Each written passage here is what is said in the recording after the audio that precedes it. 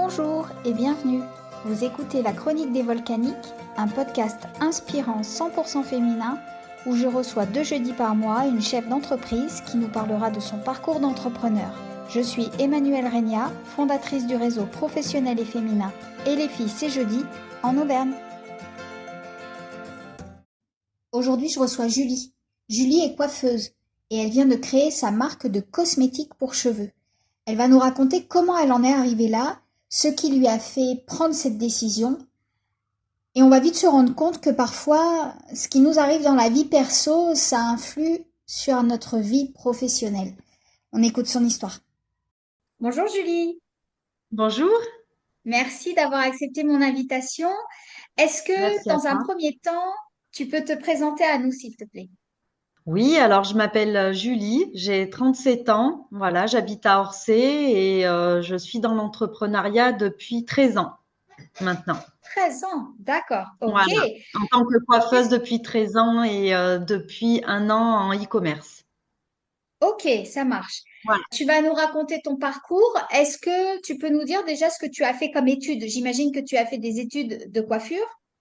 c'est ça. Donc je suis passée par le CAP, moi, à l'école.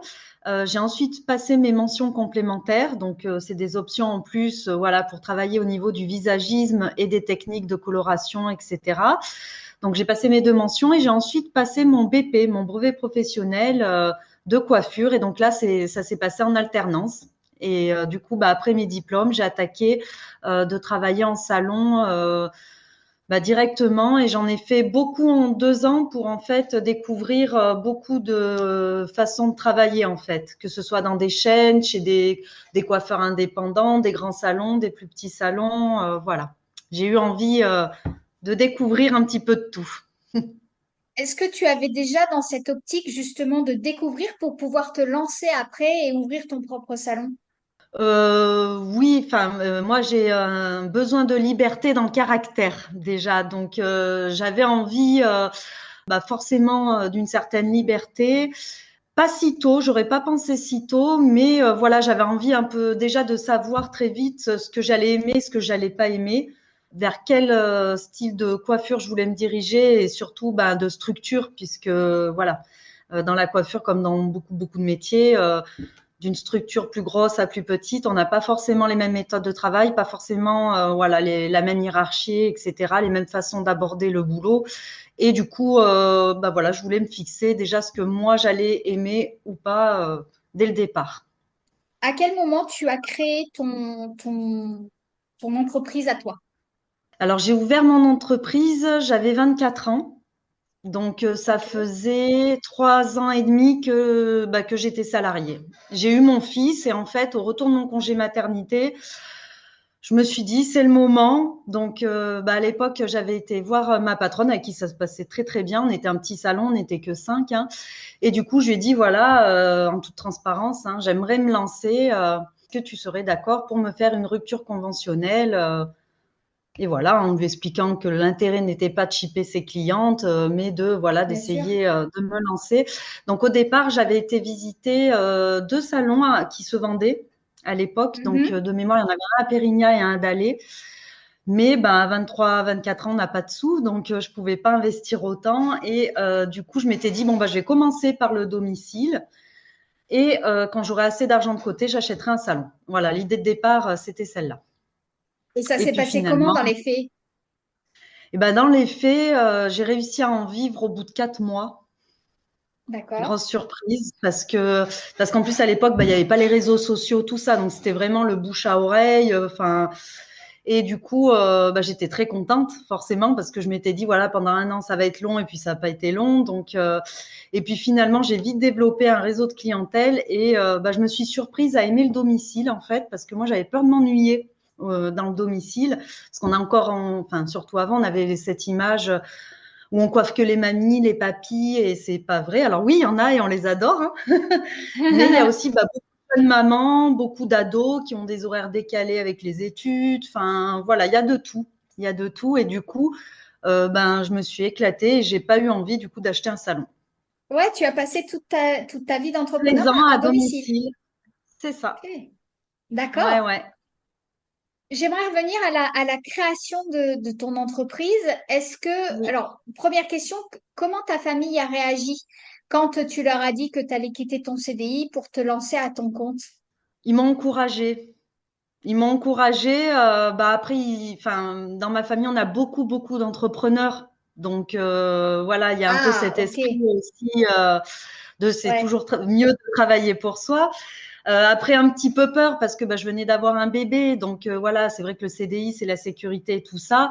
Mais en même temps, j'avais que 24 ans et du coup, ils m'ont encouragée en me disant, de toute façon, si ça marche pas, enfin, c'est vrai que nous, dans le secteur de la coiffure, on a tellement de demandes en tant que salarié que du coup, on a cette chance qu'il y a toujours beaucoup de demandes. Les salons cherchent énormément, enfin surtout à l'époque, maintenant peut-être un peu moins avec le contexte, mais à l'époque, je veux dire, on partait d'un salon, le lendemain on rentrait dans un autre, quoi. Il y avait vraiment une forte demande salariale, donc entre guillemets, je prenais pas trop de risques parce qu'en investissement personnel, fallait juste que qu'est-ce que j'avais acheté? Une mallette à roulettes, puisque bah, une ouais, coiffeuse, je sais pas si vous êtes au courant, mais elle a ses propres ciseaux, ses propres, voilà. Donc après, une mallette et un petit stock de coloration permanente, etc.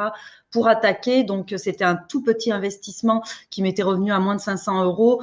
Même si ça aurait pas fonctionné, c'était pas la fin du monde. J'aurais pu retourner en salon très très vite. Donc voilà. ouais, c'était tout bénef. Ok. Oui, Mais t'étais quand même super jeune et c'est quand même une prise de risque, surtout que voilà, tu venais juste d'être maman, comme tu dis, tu c'est avais une ça, charge de famille. Enfin, c'est je ça. sais pas si tu étais en couple à l'époque, mais c'est vrai que, voilà, quand t'as un tout petit, voilà, c'est compliqué, quoi. C'est ça, c'est ça. Après, dans les stages, enfin, les différents salons que j'avais testés, il y avait eu deux salons où, du coup, j'avais été en co-management ou en management. Et du coup, ça m'avait donné une certaine idée aussi des chiffres. Voilà, j'avais eu un peu le nez dans tout ça. J'avais fait aussi des stages, tout ce qui était voilà management, chiffres, etc., comptabilité. Et du coup, je me suis aussi vite rendu compte que c'était pas très avantageux pour une coiffeuse de rester en salon. Voilà, je pense que c'est un métier magnifique. Moi, j'adore mon métier, mais c'est vrai qu'en salon, en tant que salarié, c'est compliqué de grandir. Et du coup, voilà, les heures ne me faisaient pas peur. J'adorais mon métier, donc je voulais pas changer. Mais je me disais que voilà, il fallait aussi ben, avoir des projets un peu plus grands et ben, il fallait un salaire un peu plus grand aussi, quoi. Voilà. Qu'est-ce qui a changé entre ta vie de coiffeuse salariée et ta vie de coiffeuse à ton compte? Grosso modo, est-ce que tu peux nous expliquer ce que tu faisais en plus? Parce que bien Ouais, évidemment, c'est un travail d'être chef d'entreprise, c'est même si tu es ça, seule et que tu n'as pas d'employés. Donc, explique-nous ce qu'il y avait c'est de ça. différent. Et ben du coup, bah, tout ce qui était comptabilité, voilà, tout ce qui rentre, tout ce qui sort, bah voilà, faire sa déclaration, la gestion des stocks aussi. Bon, bah pareil que j'avais aussi vu quand j'étais en management dans un salon. Du coup, j'avais géré aussi les stocks. Donc voilà, j'avais quand même pour chaque tâche, j'avais déjà eu une expérience en salon. Mais il y Hmm. a eu des plantés au départ. Hein. Je me suis fait avoir sur les stocks. Au début, les déclarations, bah, je galérais. Enfin, je pense qu'on apprend en faisant aussi. Donc, Ah oui, ça c'est sûr. mais c'est toute la partie administrative qu'on n'a pas en tant que salarié. Dans la coiffure, c'est un métier très manuel et du coup, bah là, si là, il a fallu se plonger dans les chiffres, mais avec mes diplômes et aussi le fait que j'ai essayé plusieurs salons, j'avais quand même une certaine connaissance, même si j'étais très jeune. Voilà, ça m'a pas paru inconnu quand j'ai eu tout ça à faire, quoi. Est-ce que quand tu as créé ton entreprise, tu es parti sur une micro-entreprise ou sur une société directement? Ah non, pas du tout. J'ai auto-entrepreneur. D'accord, ok, ça marche. Ouais. Est-ce que tu t'es fait accompagner par la CCI, par la Chambre des métiers, par quelqu'un? Alors j'avais fait un stage qui à l'époque était obligatoire. Je ne sais pas si c'est encore le cas, mais bah, pour pouvoir ouvrir son auto-entreprise en fait. Donc c'est un stage, oui, oui, avec la Chambre des métiers, où il y a différents intervenants qui interviennent, où ils expliquent, ben voilà, comment déclarer, quel papier faire, tel pourcentage première année, tel pourcentage deuxième année. Enfin moi c'était encore comme ça. Je ne sais pas comment c'est maintenant, mais c'était encore comme Alors, je ça. sais pas. Je sais pas. Je suis pas sûre que ce soit obligatoire aujourd'hui. Je sais que ça existe encore, mais quant à l'obligation, je sais pas. c'était facile, hein. C'était pas quand on me dit oh, mais t'étais courageuse, t'étais super jeune, c'était pas compliqué. Le processus était hyper simplifié, quoi. Enfin, je veux dire, n'importe qui pouvait, voilà, s'il avait pas peur de se lancer. Il n'y avait rien de compliqué. Honnêtement, non. C'était assez simple. Pour toi, tu trouves pas que c'est une preuve de courage d'avoir fait ça si jeune? Bah, maintenant, avec le recul, si, mais à l'époque, non, puisque bah, j'avais cette sécurité de me dire, bon, bah, si ça marche pas. Après, j'avais peut-être aussi l'insouciance qui m'a aidée, hein. Ouais. Je pense que voilà, on réfléchit un peu moins à 23, 24 ans que plus tard. Et non, je m'étais dit, bah, si ça marche pas, je retournerai en salon et c'est pas grave et j'achèterai mon salon plus tard. Et j'étais pas forcément à ce moment-là hyper fière. Et puis, je savais pas non plus où j'allais, hein. Je me disais, bon, ben voilà, Hmm.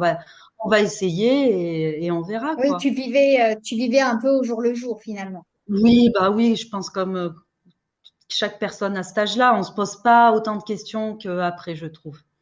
Ouais, Et je c'est pense sûr. que c'est presque plus facile de se lancer au début que plus tard.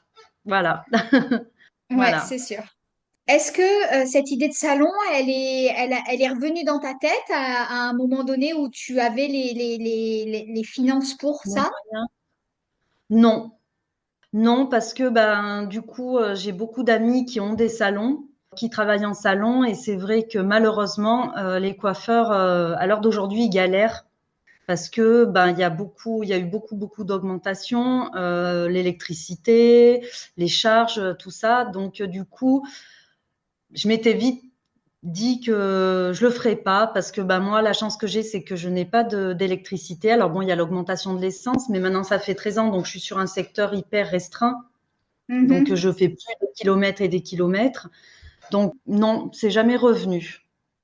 Alors, par contre, il y a eu un nouveau projet qui est arrivé puisque tu nous as dit Oui, que tu étais, voilà. Est-ce que tu peux nous ouais, raconter un petit peu, ben, pourquoi cette idée t'est venue ouais. et qu'est-ce que c'est? Eh ben oui. Alors en fait, bah, du coup, je travaillais beaucoup en étant à mon compte, hein. Et puis quand on travaille tout seul, bah, on délègue pas. Donc voilà, peu de vacances, beaucoup d'heures, beaucoup.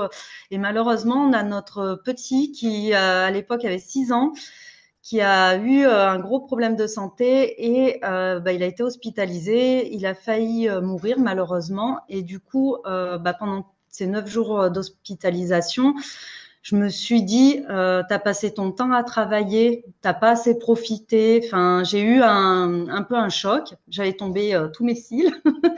Et Ah du ouais, coup, ouais, choc émotionnel, ouais, ouais, vraiment. Et bah, après, les mamans comprendront, hein. Mais oui. et du coup, je m'étais dit, il faut que je lève le pied parce que voilà, il faut que je profite aussi un petit peu plus de ma famille. C'était l'après-Covid, c'était juste après le Covid. Donc, il y avait eu aussi le Covid où vraiment, bah là, on nous a stoppé notre activité. Donc, en étant à son compte, ça a été une catastrophe, hein, Ah ouais, tu parce m'étonnes. que, voilà, les aides ont un peu tardé à venir, etc. Et c'est vrai que je me suis dit, punaise, voilà, on peut nous couper l'herbe sous le pied du jour au lendemain et on peut rien faire. Et du coup, ben, moi, j'avais toujours eu un petit peu cette envie. Enfin, moi, je suis très produit cosmétique, voilà, naturel, etc. Et du coup, eh ben, je me suis mise à chercher un laboratoire en fait. Et je me suis dit, je vais essayer de sortir ma propre marque de shampoing, de soins, voilà. Ça, Et du c'est ouf.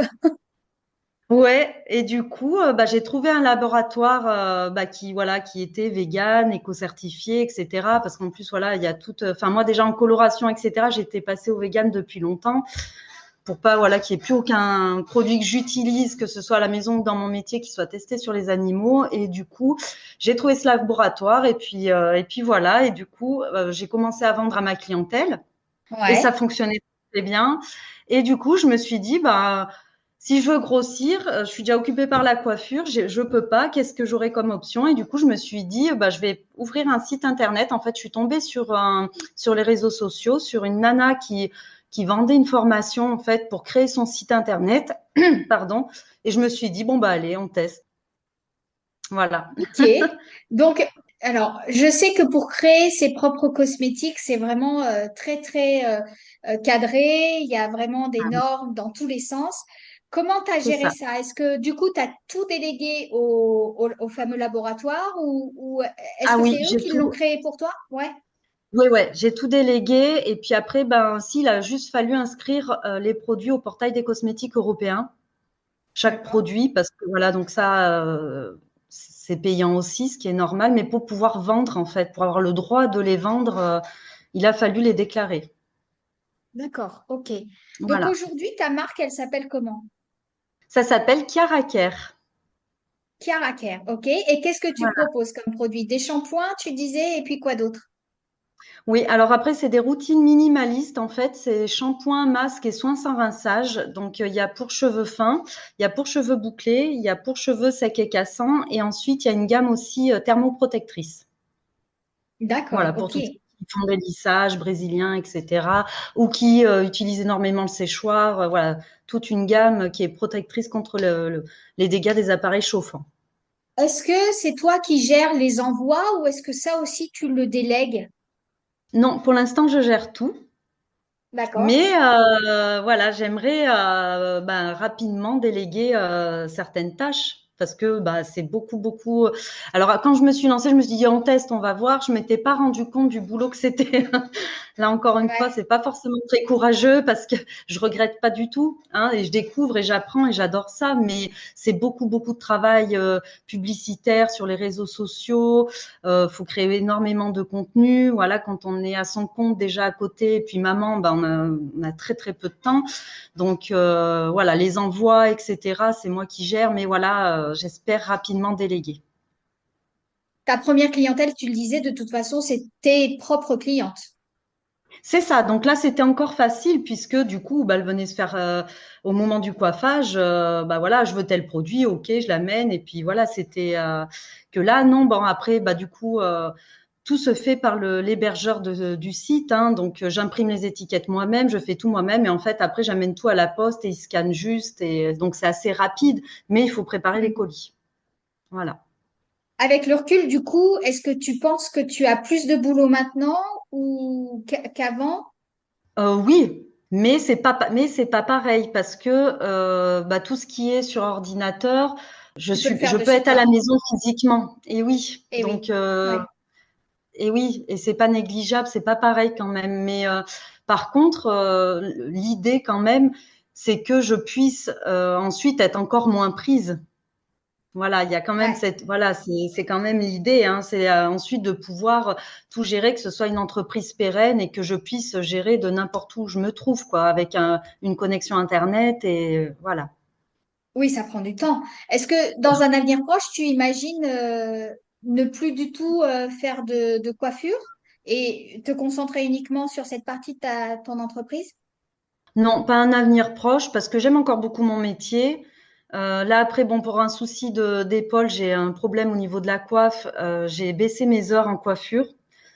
J'ai pas eu le choix, donc mais j'aimerais ne pas arrêter complètement, non. Puis voilà, à domicile depuis 13 ans, on a des personnes qu'on suit depuis des années. Il y a aussi beaucoup de gens handicapés, etc. Donc on crée un lien social très fort. Hein. Mm, C'est pas mm, que mm. des clients ou des clientes et non. Et puis j'aime mon métier, quoi. J'aime le contact. Ça me manquerait de d'être juste derrière l'ordinateur, quoi. Voilà, ça, Ouais, pas maintenant. j'imagine. Je suis trop jeune encore.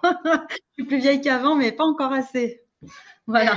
Est-ce que comment tu vois ta marque c'est quoi ton idée de développement pour ta marque? Est-ce que tu voudrais que certains salons proposent tes produits? Comment tu imagines la suite? Est-ce que tu veux rester exclusivement sur de la vente à distance ou comment tu imagines la Non, bah suite? là, j'ai déjà signé 2 contrats avec des parapharmacies. Donc une en Génial. Allemagne, ouais, une en Allemagne et une en France. Non, en fait, je laisse assez, comme pour la coiffure, je laisse assez les choses se dérouler et je suis fermée en fait à aucune éventualité et je découvre en plus puisque ben c'est pareil. Là, ça fait 1 an, mais en fait tout a été très vite et puis je suis tellement sur la création de contenu, etc. que du coup c'est vrai que les demandes viennent comme ça et puis c'est génial. Hein. Il y a une boutique de Bordeaux aussi qui veut revendre des produits. Enfin, mais voilà, c'est génial. Mais je Ça, découvre donc c'est ouais. ça a l'air J'ai pas simple en fait, quand on t'entend. ouais, Ah mais mais c'est c'est vrai. ça. Et en fait, ça n'est pas du tout.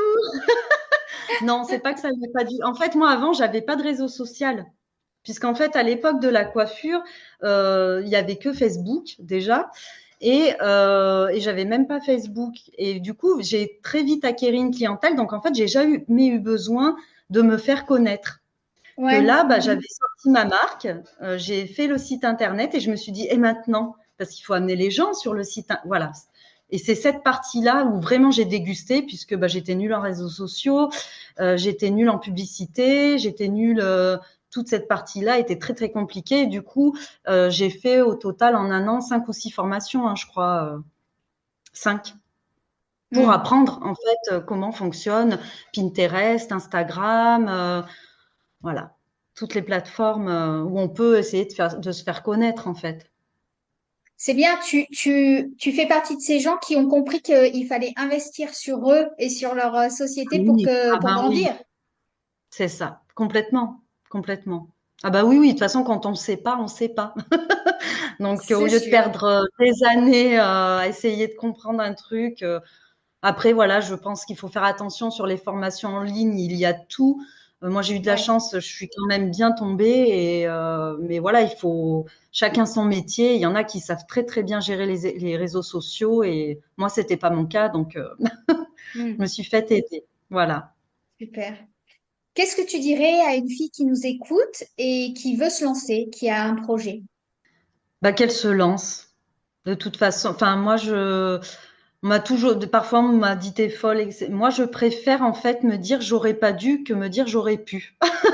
Ouais, c'est sûr. Voilà, c'est vraiment mon moteur. Après, je pense qu'il faut quand même faire attention parce que voilà, faut pas quelqu'un qui se lance comme ça. Moi, je dirais beaucoup de volonté et peu de stock pour commencer. Voilà, Ouais, c'est bien. voilà, voilà.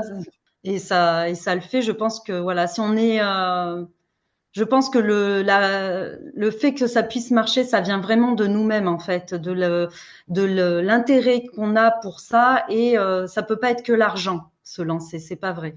Parce que Ah, je c'est sûr. pense que voilà, si on fait ça que pour l'argent, c'est pas suffisant et au bout d'un moment on flanche parce que c'est comme ça hein, quand même, c'est jamais Mm, mm, mm. linéaire et du coup voilà, je pense qu'il faut vraiment avoir un vrai pourquoi, mais que par contre, quand on l'a, c'est ce qui nous maintient et qui nous motive à continuer quand il y a des moments sans et que voilà, faut vraiment. Mais ça vient vraiment de soi, ça vient pas ni des moyens financiers.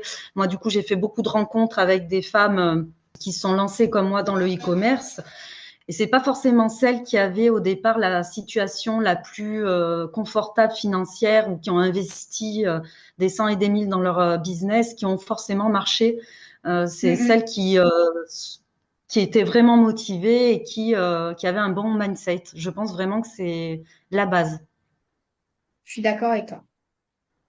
Tu fais partie du réseau. Je voulais savoir ce qui t'avait donné envie de nous rejoindre. Eh ben, c'est une cliente à moi qui m'a parlé de vous parce que du coup, vu que C'est j'avais pas vrai? les réseaux, qui m'a dit mais tu lances ta marque et tout, machin, mais c'est génial, mais tu fais bien déjà partie du groupe et les filles. Alors je dis quoi quel groupe? Ça y est, t'as Facebook, tu t'es inscrite à et les filles. Je dis mais qu'est-ce qu'elle me dit? Je dis mais pas du tout. Et du coup, elle m'a expliqué un petit peu, voilà, votre organisme et tout. Je dis mais c'est génial ça. Alors elle me dit ben ouais carrément, parce qu'en fait c'est vrai que moi quand on me dit est-ce qu'il te manque quelque chose dans ton boulot, je dis toujours mes collègues. Parce Eh que quand on travaille toute seule, et oui, les clients, même si on a des très très bons rapports, c'est pas des copains, c'est pas des copines. Hein, oui. Mm, mm. donc, du coup, c'est vrai que ça me manquait beaucoup depuis les 13 ans de coiffure et même maintenant, quand on me dit il te manque quoi, et je dis juste une collègue, parce que c'est vrai que c'est sympa d'échanger, même quand on doute d'une chose, c'est super d'avoir un avis, hein, qui soit bon ou mauvais sur ce qu'on fait, mais voilà. Et du coup, je m'étais dit, ah ouais, mais ça peut être intéressant. Et en plus, il se trouve que je fais du sport et que au sport. Donc, je disais, ah ben, une cliente m'a parlé et une des nanas faisait partie de votre groupe, Charlène, qui m'a dit, mais moi, j'y suis, les filles. Je dis, c'est pas vrai. Alors, elle me dit, bah si. Elle me dit, mais viens, viens. Alors, c'est vrai que le manque de temps a été un peu compliqué. Je suis venue 2 fois, je crois. Mais j'ai trouvé ça génial et en fait, dans notre cercle à nous, quand on parle business, les gens comprennent pas forcément s'ils Ouais. passent pas par ce qu'on passe. Et du coup, bah là, oui, on tombe qu'avec des filles qui ont les mêmes galères que nous, ou qui les ont eues et que ça va mieux, ou qui les ont eues et qui vont nous dire ah non, fais pas ça, c'est une cata. Enfin, je trouve que c'est un échange Exactement, bienveillant. Voilà, je trouve que on apprend toujours de l'autre, toujours, toujours, toujours. c'est Donc sûr. voilà, j'étais ravie. Est-ce que tu as une dernière chose à ajouter pour conclure? Non, celles qui veulent se lancer, lancez-vous. On est toujours plus motivé quand on travaille pour soi. Je pense vraiment que C'est sûr. on passe pas les mêmes journées. Le réveil est moins douloureux quand on se réveille pour soi. Même quand c'est des périodes où c'est un peu sans, c'est pas pareil. Enfin, moi je le vis vraiment comme ça. L'entrepreneuriat, c'est que même les jours où c'est un peu plus compliqué, je me dis attends, t'as personne qui te casse les pieds. Tu fais tes choix. On est créatrices, les femmes en plus, faut en profiter. Je pense qu'on déborde d'idées et que voilà, moi, j'encouragerais toujours les gens à travailler pour eux. Eh bien, ce sera le Voilà. mot de la fin. Ouais. Merci Merci. beaucoup, Julie. Ah, merci Merci. beaucoup à toi. Et puis, je te souhaite une bonne continuation, une longue vie à ta marque. Et puis, je te dis à Merci très beaucoup. bientôt. Eh ben, à bientôt. Merci beaucoup. Un grand merci d'avoir écouté cet épisode. J'espère qu'il aura été pour vous inspirant. N'hésitez pas à le partager à votre entourage pour encourager dans leur projet le plus de femmes possible.